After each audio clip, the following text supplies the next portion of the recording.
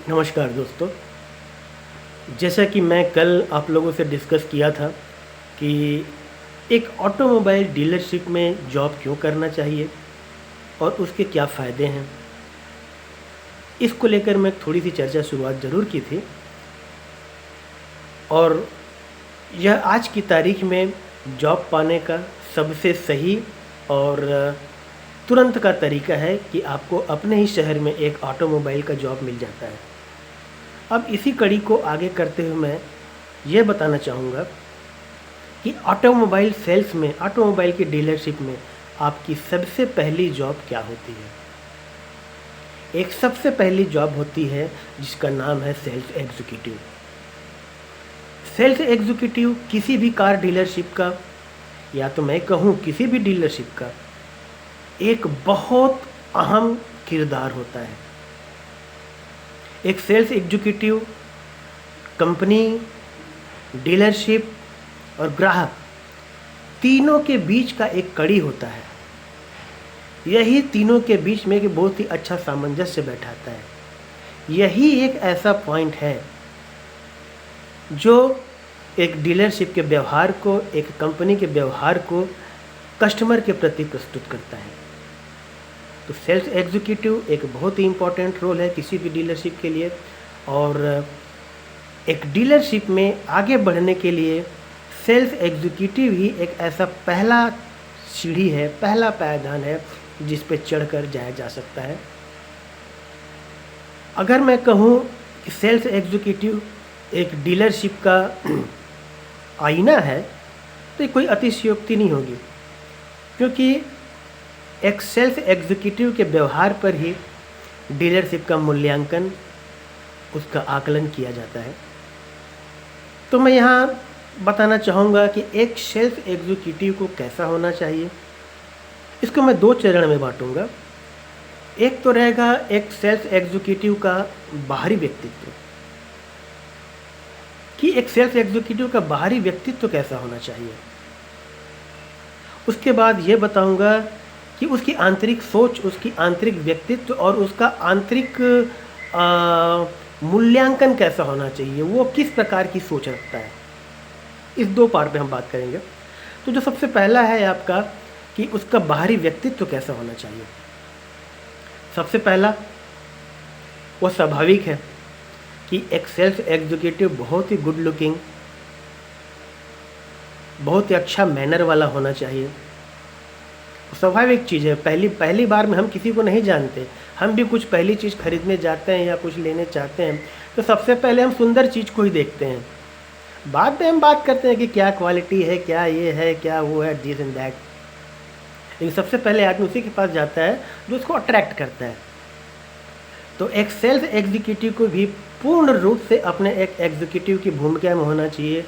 एक एग्जीक्यूटिव का जो लुक होता है कि एक अच्छे यूनिफॉर्म हो, अच्छे क्लीन उसके शूज़ हो, उसकी शेविंग बहुत अच्छी तरह से हो, हेयर बहुत अच्छी तरह से कॉम्ब किए हों। कहने का मतलब उसके पास कोई आए तो 10-15 मिनट आराम से बैठे, उसको समझे। तो एक सेल्स एग्जीक्यूटिव को बहुत अच्छा गुड एग्जीक्यूटिव लुक्स होना चाहिए। दूसरा बात, उस एग्जीक्यूटिव को अपने प्रोडक्ट के प्रति क्या बात करना है, उसके प्रति पूरी तरह कॉन्फिडेंस होना चाहिए। और ये तभी आएगा जब उसको एक बहुत अच्छा प्रोडक्ट नॉलेज मिला हो। एक व्यक्ति के पास नॉलेज रहेगा तभी वो बात कर सकता है और उसके ऊपर कॉन्फिडेंस आ सकता है। तो एक सेल्स एग्जीक्यूटिव को अच्छा उसके प्रोडक्ट की नॉलेज भी होनी चाहिए। तीसरा जो है कि वो हमेशा उसका जो टूल्स होता है, टूल्स जैसे कि मैं बता दूं, उसका एक पूरा किट बैग होना चाहिए जिसमें गाड़ियों की प्राइस लिस्ट, हार्ड कॉपी में ब्रोशर, आजकल तो खैर पूरे टैबलेट्स में आ गए हैं, लेकिन हार्ड कॉपी में ब्रोशर्स, पूरी प्राइस लिस्ट, पूरी स्कीम, जितनी भी तरह की स्कीम है सब उसके पास प्रिंटेड होना चाहिए और बहुत ही अच्छी तरह सलीके से रखा होना चाहिए। हमेशा हर प्रकार का जानकारी एक सेल्स एग्जीक्यूटिव के दिमाग में नहीं रह सकता कि इस मॉडल की कीमत क्या है, इस मॉडल की कीमत क्या है, उसका आरटीओ कितना है, उसका बीमा कितना है, नहीं रह सकता। और ओवर कॉन्फिडेंस में अगर वो गलत जवाब कस्टमर को दे देगा तो कस्टमर उस बात को पॉइंट कर लेता है, उसको पकड़ लेता है। तो बेहतर है कि पूरा सुने और सत्य बोलें। अगर आपको गाड़ी की कीमत बताने में, गाड़ी की वर्तमान स्कीम बताने में किसी भी प्रकार का दिक्कत हो रहा है तो आप बेहिचक आप प्राइस लिस्ट उसके सामने देखें और कस्टमर को क्लियर करके बताएं। कहने का मतलब है कि किसी प्रकार से गलत इन्फॉर्मेशन प्राइस और स्कीम से संबंधित कस्टमर को नहीं मिलनी चाहिए। दूसरा, ग्राहक से जब भी हम बात करें तो एक प्रकार की ईमानदारी उसमें झलकनी चाहिए। आपका पूरा कंसंट्रेशन, आपका पूरा बात व्यवहार सब कस्टमर के इर्द गिर्द और कस्टमर के साथ ही होना चाहिए। और हमेशा कस्टमर से फेस टू फेस बात करें, ना कि कस्टमर के सामने नज़रें झुका के बात करें। हमेशा आपको फेस टू फेस बात करना है। और किसी भी प्रकार की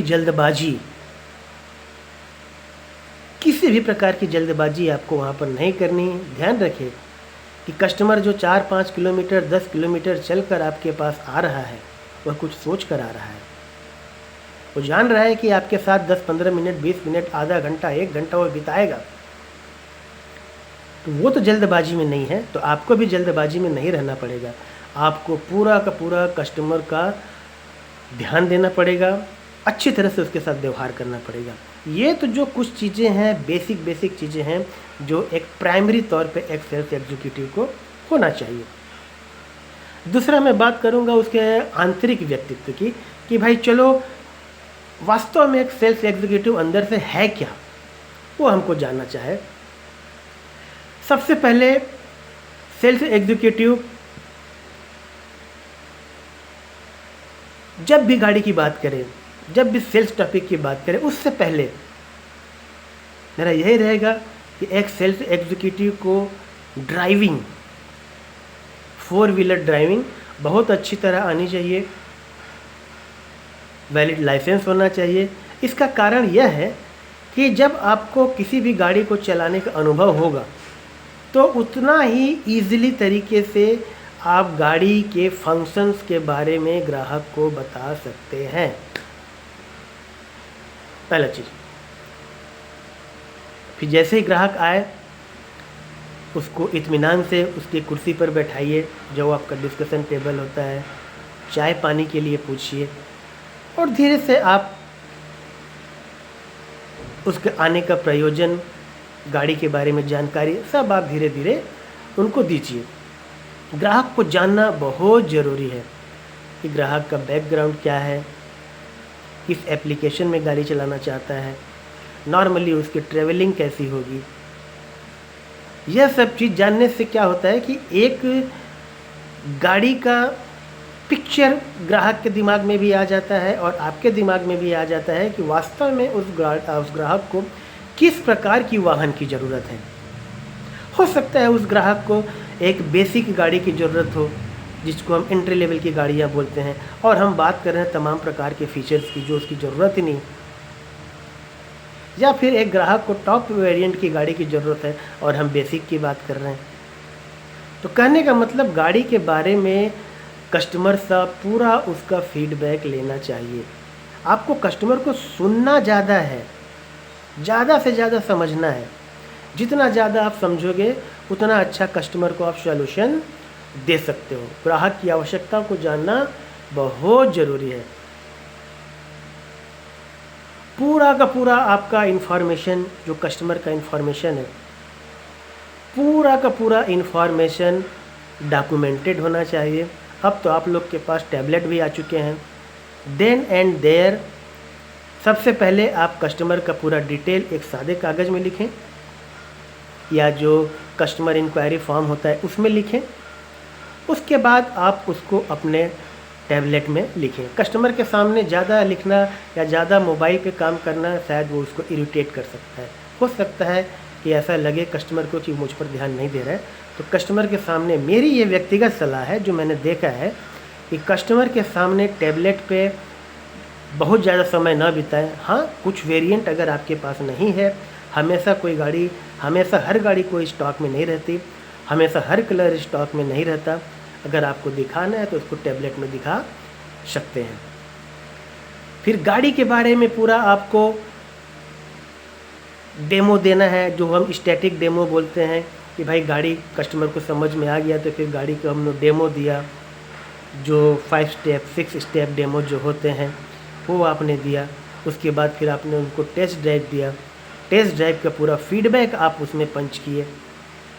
टेस्ट ड्राइव आपसे पूछना है, मैं आपके ऊपर टेस्ट ड्राइव के लिए एक मैं बहुत अच्छा सेशन रखूँगा कि एक टेस्ट ड्राइव, एक वैल्यूएबल टेस्ट ड्राइव कैसा होना चाहिए, उसके ऊपर मैं एक बहुत अलग से सेशन रखूँगा।